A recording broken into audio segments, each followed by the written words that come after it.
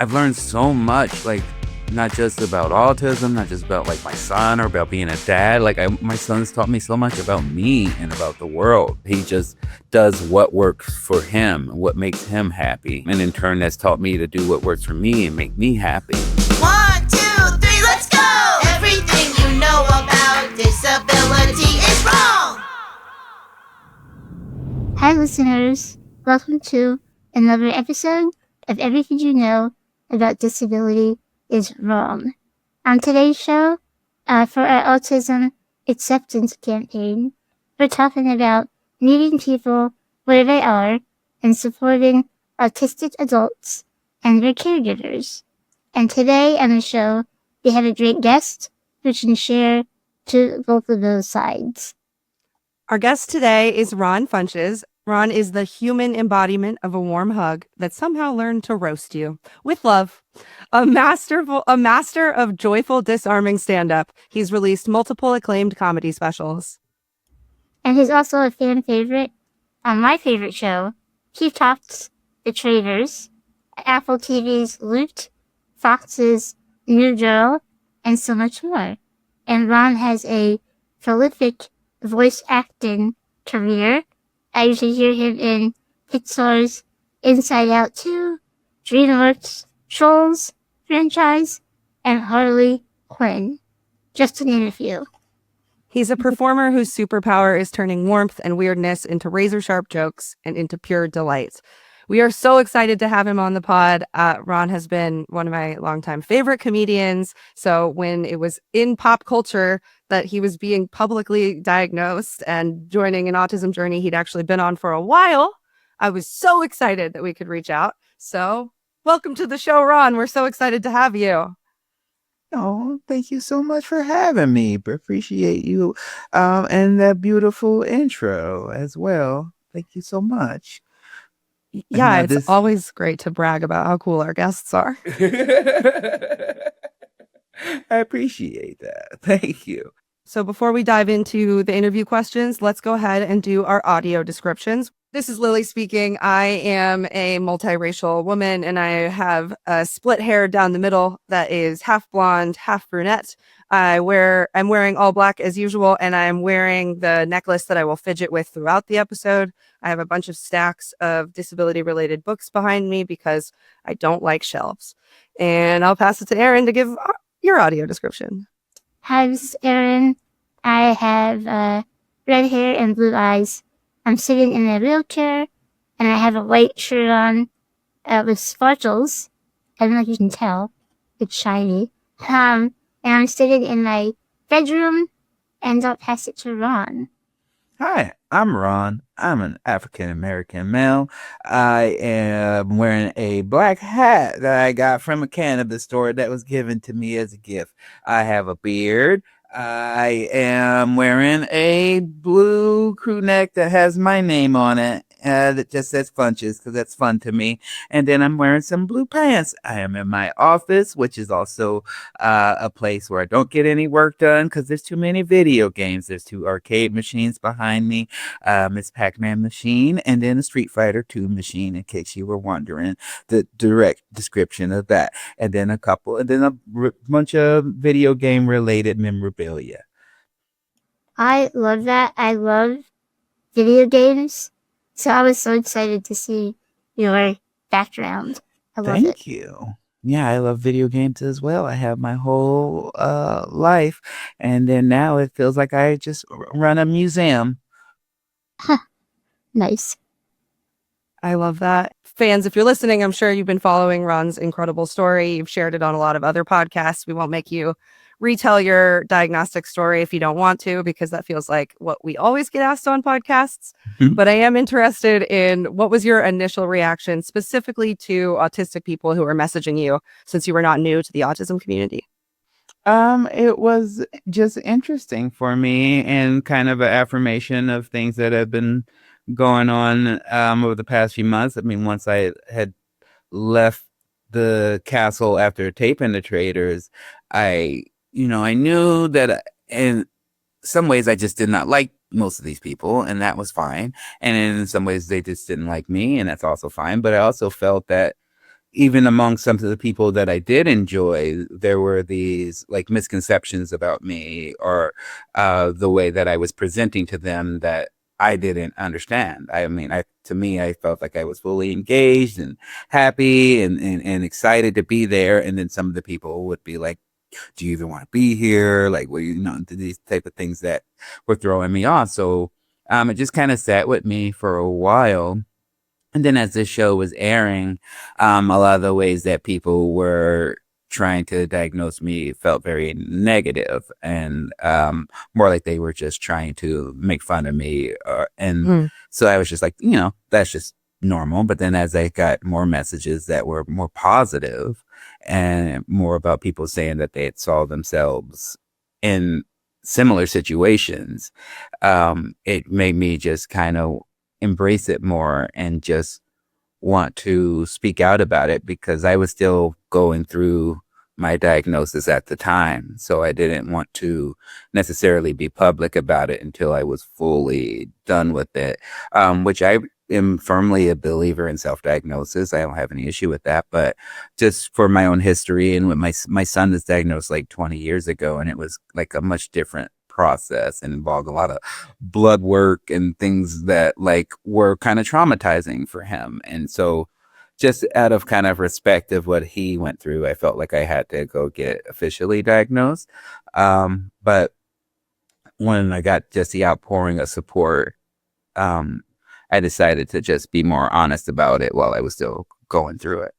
Thank you. I was always very anxious and like dealt with other mental health stuff. So I feel like I was on the diagnostic process forever, but there was just not a radar for me being autistic because of, I'm sure, as you know, the conversation around autism has changed a lot in the last 20 years. Yeah, a lot. I don't even think I had heard much about the word until the year or so before my son was diagnosed. And and then in that time, there's been so many changes and in the community and the way that people want to be represented, and I think that's been beautiful to see. And like you said, it's just I remember when my mom. It was just funny because my mom has been very hesitant about accepting my diagnosis, but she was very on the forefront of getting my son diagnosed. She was the one who brought it to my attention. And I just remember being very defensive and just being like, oh, he's just weird like me. And I was like, well, yeah.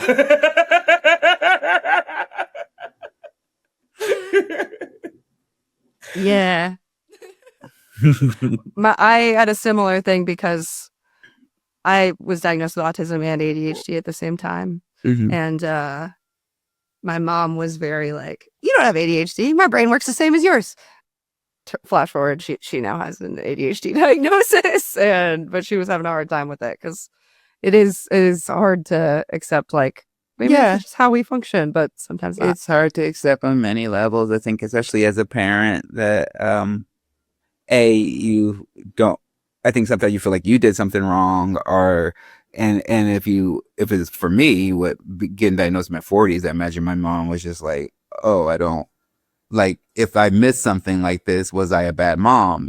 And so I am personally just a big believer of like it's just been great to learn more about myself and to be able to accept some things about myself and have place where I can get information and references about making my life work better. I just assumed everybody had violent reactions to fluorescent lights at Walmart. I didn't think that. It's just like I was like, why do they make these? We all hate them. I really appreciate what you just said, though, about it. It's interesting how it's kind of a double-edged sword of the like you feeling that pressure of like, is there something wrong when your young child is being diagnosed? But then on the other side of things, if you go a long time and don't get diagnosed until much later, it can have the same kind of feeling of like, well, did I miss something? And I think that's very timely, just with all the conversations happening with autism right now. I think there is so much pressure on autistic families in general That's not really a question. I just thought that what you said was really poignant because it really shared that truth. No, thank you. Well, I just think it's important to never look at these type of things as like flaws or negatives. I always been a big proponent, and it's probably because I'm a big nerd. Just uh, like these are just parts of my character sheet, like where I have points in this area, and then in other areas I don't have as many points, and that's okay. But like I'm crushing in some areas, but and all of these things are what helps make me individually me. And it's just been great to kind of use it to, for me it was a big helper on, my son, my oldest son, was nonverbal for so long, and still, like, his vocabulary is what some would term limited. It's very easy for me to communicate with him, but um I often wondered if he had ever felt less than, or like had issues with it, or and the fact that I could go 42 years and not know, and the most of my time it was spent being like, why is everybody else so dumb? Why is everybody why is everybody no, they don't get what's going on here, and they don't see. And so I was like, oh well, he probably feels much the same way, where it's like it's just like different wavelengths, and you're like, oh, this person's just not getting me, like, but I'm like, I love me and I love everything that's about me, and I try to instill that in my son. So it's just been nice to have that, and also it's just nice to go from just being an ally and caretaker to being like, oh, we're swimming together. I'm not like just rooting for you on the sidelines or pulling you along. Like we're both in this together. So it's been nice for me and my son in that regard. Yeah, has what was your like son's initial response when He you didn't were care at sharing with all. him? He didn't give a crap. Couldn't care less. Well, literally just goes, yeah, and then goes, I already knew. And that was it. It must be kind of rewarding to have been an affirming caregiver for someone who is autistic and been like affirming to their brain being great how it is and this is just who they are. Is it hard to kind of turn that back on yourself and listen to the Oh things you've yeah. said? That'd be fun, right? Wow. If I had been a real jerk to him his whole life and then turned around and I was like, oh, me. Oh, rats. No, luckily I was a good dad. So that was. There's a little bit of like getting to the whole time you were kind of gentle parenting the Yeah. autistic child in you. And myself. Yeah. I mean, that's what they always say, right? Most of life is just meeting different versions of yourself, right? So, Yeah, that's very true. that's what they say. That's what people say. That's what they say. I think one reason also I was excited to have you on the show is this just I think some people still have a hard time understanding what we mean when we say autism is a spectrum and it presents differently for people. And I think there's still a lot of people who have this idea that it's like a little bit autistic to a lot autistic versus like different traits that present differently. So I'm wondering, and I know you're still pretty early in this diagnosis process, but have there been any autistic traits that you have seen in yourself that you recognize that now you and your son have a shared trait that presents quite differently between the two of you? Yeah, in some ways, yeah. I mean, we both have different texture issues, that I just assume were just like preferences. But like, I've always like, love banana flavors. Will never eat a banana to save my life. Like the texture of it is like just disgusting to me. But then bigger than that, just kind of like, I think watching some of the clips back from the show where I could see some of the same like facial mannerisms, and that I share with my son, when we kind of both like, and I think because of my job, I was really good at masking. I mean, that's the majority of my job. So, but when you're on a show like that and the camera's on you like 18, 20 hours a day, I couldn't, and there's a lot of stress and pressure. I couldn't really mask that well. And so to like see me when I'm like trying to just shut off and see the same kind of like eye contact, avoidance and stuff that I see in my son were things that I really noticed that were traits that we shared. Um, and that was one of the reasons why, because when I watched it, I was like, I've seen that face. That's a funny thing. I think like when I was first starting to tell people I was autistic, I was always really nervous that they would be like, "No, you're not." And I would get that sometimes from non-autistic people, but autistic people were always like, "Well, yeah, because you do this." And I'd be like, "Well, I didn't know that about myself, but I'm glad you see it." And I think there is a game sees game in the autism Yeah. community. Yeah, no, I had diagnosed several people before. So it was, but I'd always just been like, oh, I've been around it, so I see it. But it was. Well, yeah, I was wondering that because one of the questions I was thinking of asking was that, like, have you, since being diagnosed, realized that maybe any of your close friends might be autistic? Because I Oh, slowly I diagnosed the realized whole that friend group. before. Yeah, I mean, that was one of the reasons why I went to go get it, because that was a year prior. One of my best friends and another comedian, Blair Saki, she got diagnosed with autism. I actually just did a podcast with her, and she said that when she got her diagnosis, I was the first person she thought of. And that was a big one as well. And that was even before the show, where I was just like, kind of being like, well, I relate with her the most. Like, I get you. And so, and then there have just been several other coworkers I knew. My girlfriend, I'm going to call her current because I hope it's for a long, long time. My girlfriend is also on the spectrum, but she's not diagnosed. But we would just have these conversations about her past and her history, and she would just be like, people, a lot of people make fun of me because different things, and I say some silly things sometimes, and then she another month would go by, and then she was just like, I was looking at some pictures with my mom, and I just remembering how, like, I didn't even really talk till I was like 5, and I was like, baby, you're autistic. One of that's the best. Is it the best is when you get that one fact that's like, oh, like I one of my friends who I do stand up stuff with, we did a storytelling show together, and I've always in his stand up thought like there's some autistic things going on here, and then the storytelling show we did, he randomly mentions, I didn't start speaking until I was 5, but I would sing before I was 5.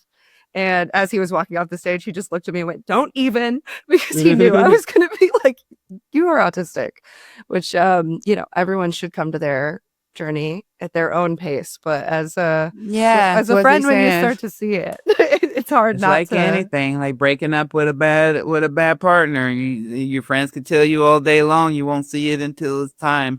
Yeah, I think the same with this type of thing. It's just been nice. It's given me.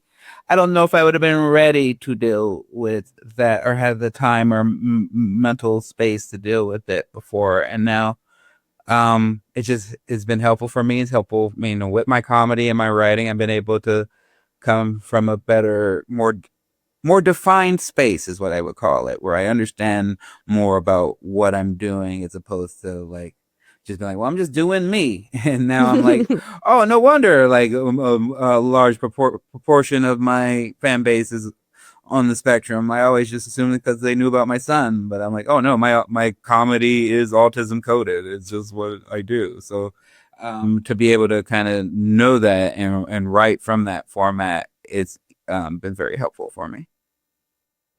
That's so awesome to hear.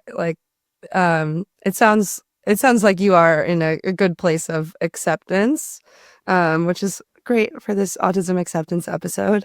I think phrases like autism acceptance can feel sometimes a little like abstract Mm-hmm. and like what Yeah. would it even mean by that? And you have a way with words, so I'd love to hear your thoughts.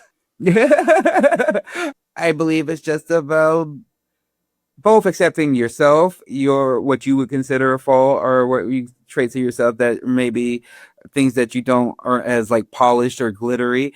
But I think it's about also accepting others, and like you said earlier, just meeting people where they are.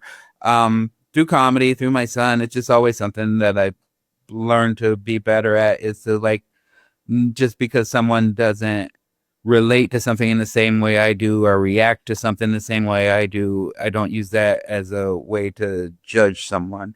I think when especially when you have disabilities that aren't as visible to other people. It's something I've always been on my mind about my son, and especially as he gets larger and is a black Hmm. man, like and as someone who does not always follow directions, I always worry about him with dealing with the law and dealing with police officers and just people, you know, because when he was younger, people gave him more grace because they would Hmm. just see a kid and just be like, "Oh, he's just a kid being a kid." And now, as he's in his 20s, and he'll come up and ask you what state you've been to or what video game you played in '96. Sometimes you can see they're like, "What's going on?" And so part of me always wanted to like be like, oh, he has autism, and I've learned more and more to just kind of like let his interactions play out and just let him be him, and you learn a lot about other people from that. So for me, autism acceptance is just like never coming in with preconceived notions about how someone acts unless they're actively trying to harm you or being, there's obviously examples where that is too much of an extreme, but if someone's just doing their own thing, a little bit aloof or sings a lot, or I just kind of let the people be themselves. I think that's the best thing you can do as a friend, as a partner, um, on any level. Is the best thing that you can do is just let someone be them, and don't just be like, I don't have to fully understand you to love you. Like I can just let you be you, and the parts that I don't fully get, I love exploring. Yeah, that is such an important thing. And also, I think sometimes a really awesome part of when you do have those friendships where you're both autistic and there is the level of like, yeah, I don't get why you like that. It's very different to how I feel about that, but I don't feel the need to try to get on the same page. Whereas Mm-hmm. sometimes I think that those misunderstandings happen a lot for me when it feels like someone is trying to get me on their page, and I'm like, no, there's nothing wrong with your page, but I'm not interested in it. Yeah, Um, no, yeah, my last marriage was a lot like that, where like, because my family at all, they were like, they know me, and Um, if we, to specific example, like if we're at a Christmas party or an event, like my social battery just runs out quickly, and I will engage and I will be around, and then at a certain point, I won't say anything, and I will just leave and go to my room. And my friends and my family all know that, and my ex would just be like, "Come on, you need to come in and engage. You need to think," and I'd be like, "I can't. No." Like that doesn't feel good for me, and the fact that that wasn't something that was acceptable was probably why we're not together.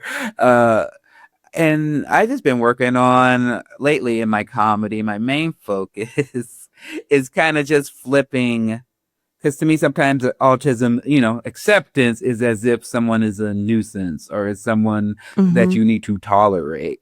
I've been working on material that I call autistic superiority.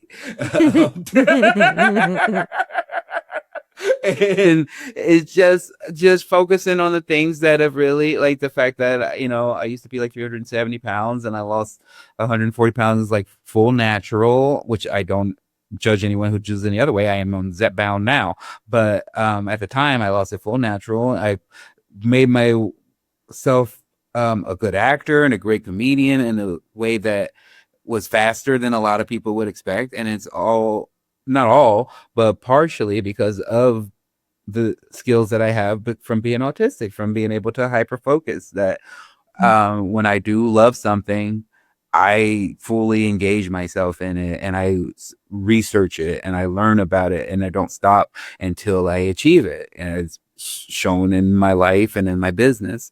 And so these are things I think should be celebrated in people, and in whatever form that makes you good. My son Malcolm is like, he's such a tremendous artist. Like he's a great painter. He's a great with style, just a great dresser, and he's like also one of the kindest humans I've ever met in my life. He's so kind to his grandmother, to just strangers, to anyone that he's around. He's a really good human in ways that you don't often see in like someone you would term neurotypical.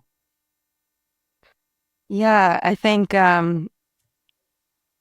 one, obviously, anytime we can lead with like strengths is awesome, because I agree that Autism Acceptance Month, I think, is an awesome time period where we can highlight things, but the word acceptance does sometimes come with that, like, why do I need to be accepted? Like, can't I just be?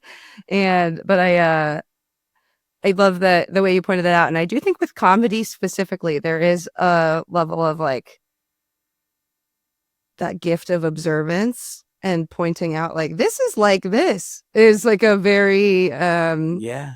That's what kind I of felt autistic about the skill. Traitors was so wow, because I could see their cycles and see their things, and then I pointed out, and they'd be like, "No, we're not doing that." And I'm like, You're like, yes, you are. you saw clearly are. I just watched it play out.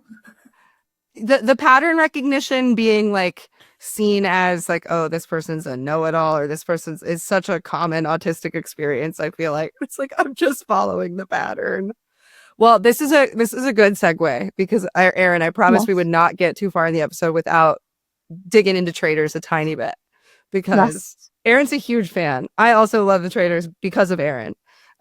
So Really? I didn't know yeah, that. at our first New Jersey team session at your place, you like were talking about it, and that's why I watched the last season before Oh, this one. nice. Yeah. I have questions. Yes. So like when you're sitting around the table, like voting for people, are you there for hours? Like how long does that take? Yeah, you're there usually at least an hour, is about between 45 minutes to an hour and a half. You're kind of sitting around, going around the table. Usually Alan comes in and does his intro that you see on TV, and then he will leave for a little bit, and then everybody starts talking, and then when he comes back in, you know that things are about to start wrapping up. Oh, okay. I thought for some reason it was like 5 hours. I don't know oh, why. it feels like it because but yeah, no, it's a very intense, about an hour, an hour and a half. Oh, okay. That's not as long as I thought. Um, and also I'm curious. I know like you don't sleep in the castle, right? You're at like a hotel. I'm assuming. Like, how does that work? Oh, Aaron, you're asking secrets that I Oh, can't I tell can't tell. you. All right, I'm sorry. No, they sleep in the castle. I'll tell you. I I'll don't tell think you you after can. we're done recording here. All right, cool. I have like I'm just like I love behind the scenes stuff. So Me anything you too. can share, I'm excited to hear. I will say that it's very, very secretive how they do it. They do shuttle you around a bit. I will say you do spend the main majority of the day in the castle. You're in the castle a good 18 hours a day. Um, and then the rest of it, you're kind of blindfolded and moved around. You don't really ever see anyone. So either you're in the castle interacting with everyone, or you're kind of sequestered in your room by yourself, and you can't even like open the door or like go down to like checks. No, you wouldn't get mail, but like you can't go to the gym. You can't go anywhere. You have to stay in your room until like someone comes and gets you. Oh, okay, that makes sense. It is really a beautiful location. Like it's so pretty. It's very, very pretty. That's the thing I would say for sure. The grounds, that's one of the reasons I wanted to go, was to see it in person. And I will say that seeing it on TV does not do it justice when you can actually see how large the grounds are, how much space there is, and the peacocks walking around and all the other different animals, and see Lala. And then also the fact that they would have all these paintings that kind of indicated what our next missions would be. And then you'd go in and eat breakfast. You wouldn't hear anything, but then you go in and you go back out, and like all the paintings would be changed, and like all these things Oh would be wow. moved around, and you'd be like, when did they do this? Like, how did, like, you just wouldn't, because you would never hear it, you wouldn't see anything, but it was like being like Disney Imagineering is what it felt like. Oh, that's cool. Yeah, it sounds like it would be like pattern recognition everywhere. Mhm. And I think we saw that in your season where it was just such a classic, like, it's sometimes hard to watch, like, how misunderstood you were because it feels very much like the, like, autistic recurrence of, like, he's literally just saying exactly what he saw, and there's some miscommunication going on that this is seeming like, but I mean, the Traitors, I guess, adds a whole other layer of masking because there's also this, like, playing a faithful or a traitor part too. That Yeah. feels That was also, yeah, a lesson of like how, and to me, I always like, well, I'm a comedian, I love words, but there were some things that were autistic traits of how literal I take things and how important words became to me. And so to me, when I was like, oh, I'm a faithful, I am a good person. I'm not going to lie. I'm not going to be mean to anyone. I'm going to help everyone out on their thing. Like, I'm going to be a faithful person. And so I'm like, okay, if someone's a traitor, they're going to be lying to me. They're going to be manipulative. They're going to be doing these things that they shouldn't be doing. And then I was like, oh no, wait, that's just what they do no matter what. Uh-huh. So it was very confusing to me because I was like, oh, this person's a liar. They're a traitor. And there's moments where I'm like very like in it. And I'm just like, oh, you're for sure a traitor. You're lying. I know you're lying because I knew they were lying, but I didn't know that yes. didn't matter. So that to me, it was made it simple. That was like, okay, if you're faithful, you tell the truth. And if you're a traitor, you're a liar. But again, it's just, was just part of where I was like, oh, okay, I just take things very, very literally sometimes. Yeah, and like, I have to keep reminding myself that as a viewer, we know who the traitors are. So sometimes it's like, how can they not tell that he's a traitor or whatever? And it's like that, we have that understanding, or everyone else there doesn't know what the audience knows. Yeah, So that's just, one thing I think is fun to watch, especially um, when I knew everything that had happened while it was still playing out on TV, and to watch people be like, oh, I know this is gonna happen, or I know that is gonna happen, or how can they not tell they're the traitor? And it's just so fun because you really, when you're there, you don't, it's so hard. Because when I was watching it, I'm like, oh, I'll figure it out. I'm smart. Like, I'll find a liar. But when you get there, you don't know who is what. Everyone's loud and wrong, and then you have to pick somebody and do something, and so you end up looking silly no matter what. And then everybody online is like, you're an idiot. It's like, well, you would do just as bad if you were in there. Yes. And the added layer of, like, neurotypical people, I won't make an overarching statement, tend to, like, make statements by asking questions. Like, why did you do this thing? Usually they're actually saying you shouldn't have done this thing. And that's something that took me a very long time to learn because I would offend people by being like, why did you do that? And they would think I was just like saying that was a problem. And I feel like even before your arc in the Traitors, I was always watching it with that view of like, man, there's got to be some neurodivergent people in here who are just making themselves look suspicious because they're not necessarily conforming to like neurotypical conversation standards. Yeah, I mean, I knew I've never been great at small talk, so I knew that would be an issue. But I was like, I'm just gonna always tell the truth, and to be there, being like I literally, I think I lied one time, and was just, and everyone's like, no, you're lying to me, and you're in my face. I just like, I don't know what to say to you. I just don't care about your families, and I don't want to. Like, I'm not. We're gonna be together for a couple weeks, and we're never gonna hang out later. So why would I ask you about your kids? Why would I like? It doesn't make any sense to me. Yeah. Well, that makes perfect sense to me, Ron, but I'm also autistic. So I don't know. I don't know how that. So you've talked about in some older stand-up, you've talked about like your anxiety and just being a kind of like anxious person in general. Curious just in general how your like relationship with your own mental health is following this diagnosis. I think my mental health is good. It's a sliding scale. I saw my therapist yesterday. She thinks it's great.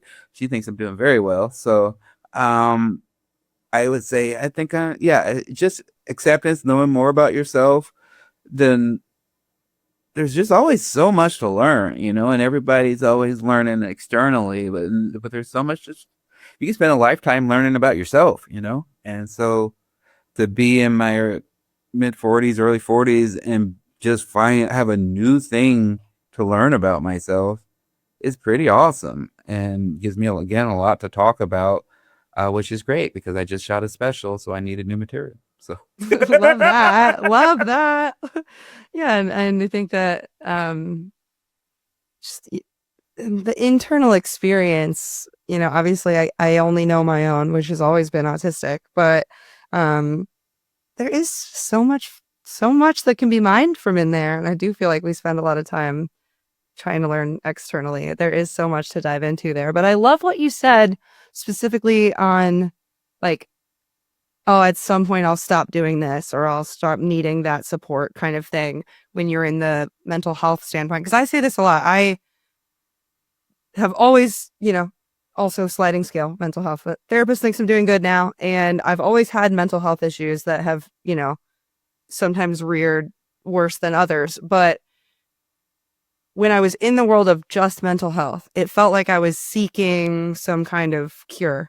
Like there was the right pill I was going to take, or I was going to figure something out and then it was going to be gone. And so it always felt like I was not doing enough to like beat this thing. Hmm. Versus once I found out I was autistic and I started to look at mental health from the lens of disability, and same thing like this. Okay, if I need to do this before I leave the house to be able to like whatever I need to do to feel comfortable, maybe it's not something that I have to grow out of. Maybe this is just the way I live my life. And I think that's a message I hope listeners take from this episode and just in general talking about acceptance, that there is like, if you feel like you have to beat something or that you're like overcoming, there might be a little more room for accommodation and like care for the ways that maybe you do things a little differently. And that's okay. I agree. Couldn't add any more. It's perfect.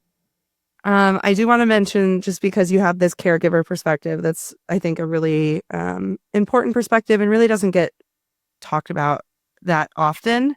Um, your son is an adult now.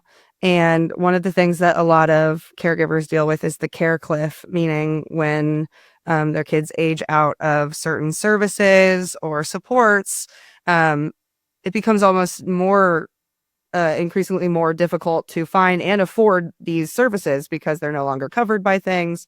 What was that youth to adult transition like for your family, and what kind of supports like were either gained or lost? Like, just how did you experience that care cliff? Yeah, of course. Everybody does. This thing that you get scared about much when you age out of school years. You have such um, more funding and more programs while they're of school age. I've had to deal with a lot of things. I mean, luckily out here in California, we have the regional center and that still provides services until he's like 25. Getting him conserved was a big part of being able to continue services for him. So I would say that if there's anyone who um, is a caregiver of someone who's about to become of age, that I would really hop on conservatorship as quickly as you can, because there's things that just came up as he became of age that I did not expect, and that he had to answer on his own and made him very uncomfortable. And so it was just something that I where I realized that even though he's an adult, I still have to do these things to continue to protect him. I think a lot of my time earlier was spent being like, oh, I need help in doing this, and I'm gonna have a son that may live with me for his adult life, and it used to be something I feared, but it's become something that's been a joy for me. He's such a great roommate. Like he's the best. Like I don't know how our dishwasher works. He does. I don't. Um, he keeps this house running. Like he takes care of everything and like takes trash out. Just like really runs this house, and it's gone from me being more afraid of like what it meant that I'd have to live with him forever to now like I wouldn't know what it'd be like to live without him. And so if we come to that point, I will certainly support it and help him with it. But as far as going back to like the care cliff, I think when you it's something I still deal with and still scares me because it went from being like, okay, I got to protect my son by like getting money and like kind of felt like I had to like Rapunzel him and build this walls to keep him safe. And then realizing I'm like, oh, I can't do that. Like he's an adult. He likes to go out with his friends. Like he has like activities he likes to do where he does not want me there, you know? And I had to learn to just be like, I have to let him live in the real world and doing like learning more things about like the access bus that he has access to, or even just letting him use Uber, which has been good because then I can at least track his rides.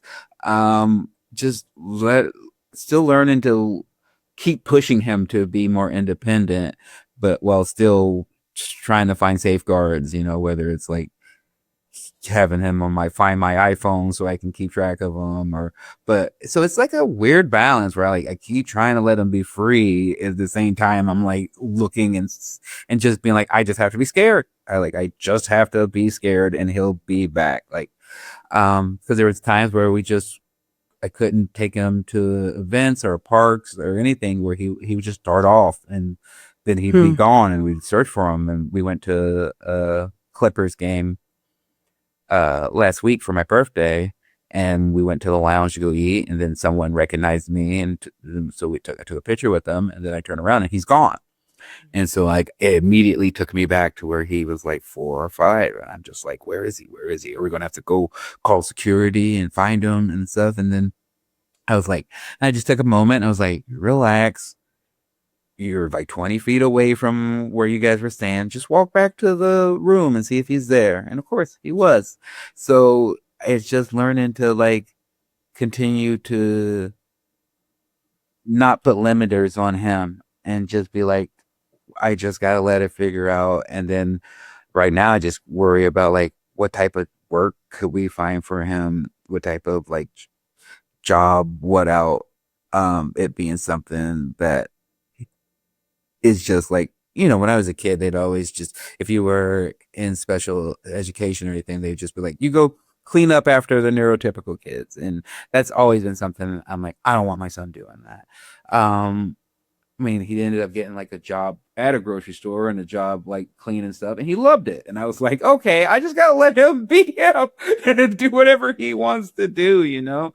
But it is like, I can't say, like, that's probably my biggest fear right now. It's just like, how do we transition from, because even right now he goes like to the Ed Asner Foundation, but even that's just for like another year. So, to answer your question, I don't know how I'm dealing with the cliff. It's something that I think about and I just try to deal with on a day-to-day basis. But I would recommend for others, again, just a conservatorship and to just try to extend services for as long as possible.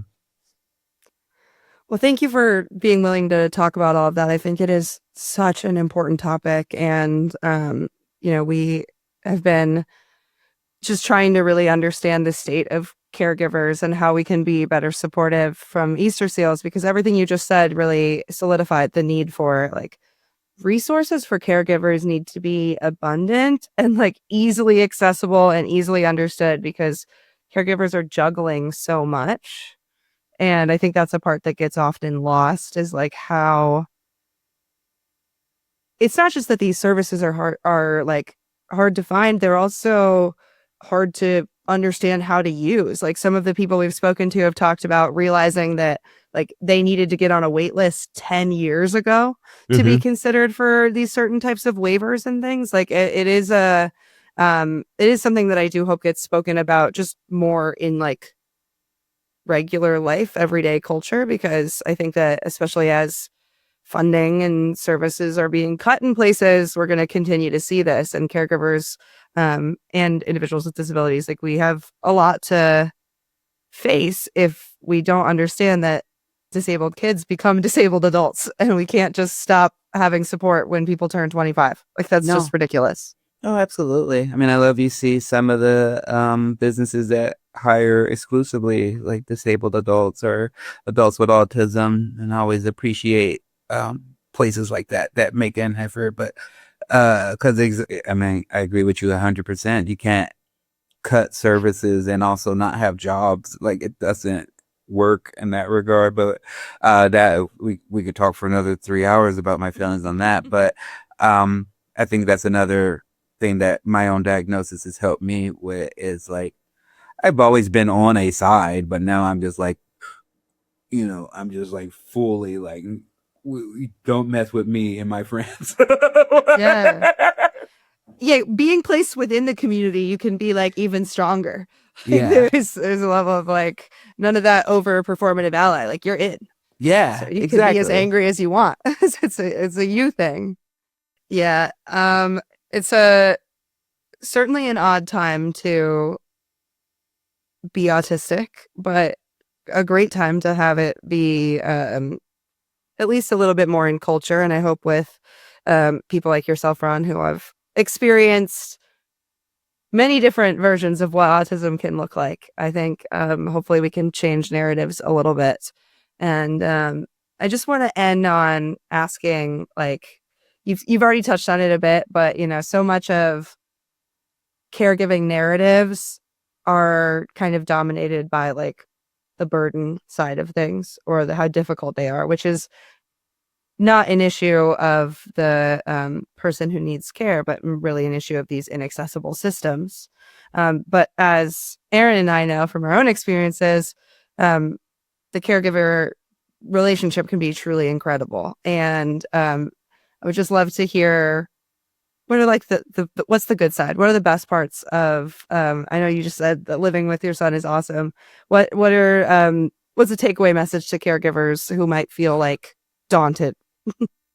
It's just that I mean, I think most of us know with the individual days that can be rough for you and can make you feel like you're spending your life in the service of others and sacrificing some of your own wants and but overall I've learned so much, like not just about autism, not just about like my son or about being a dad. Like my son's taught me so much about me and about the world and about um, looking through traditions and things that we just do because we're taught culturally to do them, and how my son doesn't have that, how he just does what works for him, what makes him happy. And in turn, that's taught me to do what works for me and make me happy. He's taught me to accept myself, he loves how he looks. He loves his weight. He loves his everything about himself he's happy with. And I think a lot of times when you're in a neurotypical world, you're really taught not to do that at all. Never to be happy with yourself. To always find something wrong with you. And just to watch how he has none of that, that he loves himself, that he knows who he is. He knows he's a good person. He knows he's handsome. He knows he's smart. Like he doesn't have anything that belittles or lowers himself to make other people happy. And that's one of the best lessons I've ever learned, is to just feel free to be me and fly and show my vocabulary, show how smart I am, to not lower myself because it makes other people comfortable. Um, April Fool's Day with him is one of the best days in the world. He plays the best April Fool's pranks of all time. They're so funny. They're different every year. He labels them so that you're not surprised, which is always That's so fun. nice. It's You very nice. You said April Fool's Day, and I literally was like, autistic trauma. Like, no, I hate pranks. He'll put a little plastic spider and then a post-it note that says "fake spider." That's I the love kind of that. April Fools I could get on with. I'm cool with that. My favorite one last year. I'm so excited for this year. Last year, he just led me to the backyard and pointed at a bush, and then I go, "What?" And he goes, "I peed here."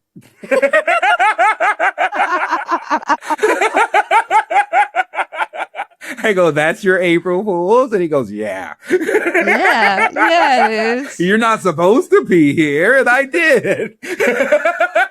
That's a perfect April Fool's, actually. He got the format perfectly. He really did. So my life is just full of like laughter and just a lot of fun activities. And I won't say it hasn't been tough, but it's been the most motivating thing for me. I don't think I'd be nearly as successful as I am or tried the things I've tried if it wasn't for the motivation that my son has given me. And I think a lot of people who are caregivers can understand that statement. It's a, a lot of people are always like, oh, to be a parent is like a gift. And and I think in the world of autism, I won't be surprised when people know about like the term indigo children and things of that nature. So, I think when you are entrusted with a child like that, it is a sign that you are given something special to take care of and to a treasure.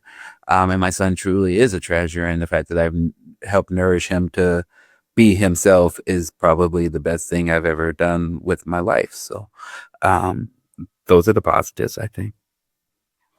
Oh yeah, just those little positives. That was so wonderful. Yeah. That was so great. And I think, really sums up the episode of this. Just I meant to actually say this, you have a bit where you're talking about cake versus pie that I think is like the best allegory for autistic masking.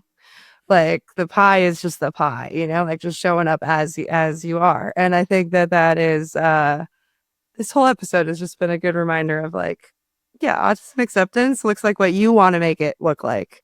And that can, I think, autistic autonomy is really important as well. So thank you for coming on our show and just being willing to chat about this. I hope that you're not getting too tired of talking about this because I'm sure a lot of people have a lot of questions. No, I prefer to talk about this. No, most people just want to talk about the game and stuff, which is also fun. But no, these are things I'm passionate about. I love talking about this. So I appreciate the ability to be more in depth and talk about people who have a knowledge base about it instead of who are just asking rudimentary questions or just, doing things for buzz. So I appreciate you. Yeah, we try to do that on the show. It's fun to be like in the same world that you're now welcome with open arms into. That we have just kind of this like shared vocabulary and understanding usually of like bullshit, but we understand the bullshit we face, which understanding the bullshit you go through is a powerful connector. So Absolutely. War buddies. Well, it is Ron's time in the world for real. Like it is so wonderful. And as an autistic person to see you like getting the reception you're getting, but also talking about autism openly has been really wonderful. So I really do just as a fan of yours, this has been a really affirming thing to watch and to see you obviously accept this diagnosis and just be so proudly you. It reminds me to be proudly me. So I'm really appreciative. And this is an amazing episode to have for April this year. I really hope we can continue to work with you, Ron. Please, I'd love to. And Erin, as always, I love you. Thank you for co-hosting this show with me. Of course. It was amazing. Thank you so much. And to our listeners, viewers, however you're digesting this episode, thank you for being here. Thanks for hanging out. And we will see you next time on another episode of Everything You Know About Disability is Wrong. Oh my goodness, you are such an inspiration. Wow, you really are. You're so strong. Can I pet your service dog? Ugh. 1, 2, 3, let's go!